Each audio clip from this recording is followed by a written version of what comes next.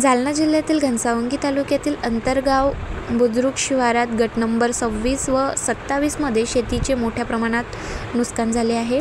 शेतकरी अब्दुल रहमान कुरेशी यांनी सांगितले, सोयाबीनमध्ये पूर्ण पाणी झालं आहे। ऊस पूर्ण झोपलेला आहे। शासनाने तात्काळ पंचनामे करून आम्हाला मदत करावी अशी मागणी शेतकरी अब्दुल रहमान कुरेशी यांनी सांगितले आहे।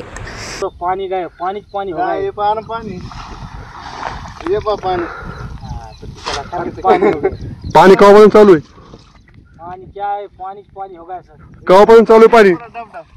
4 दिवस झालं पाणी सुरू आहे। लगट चालू आहे पाणी 4 दिवस झाले तर सारखा पाऊस आहे। मग आता शासनाने काय करावं तुमच्यासाठी?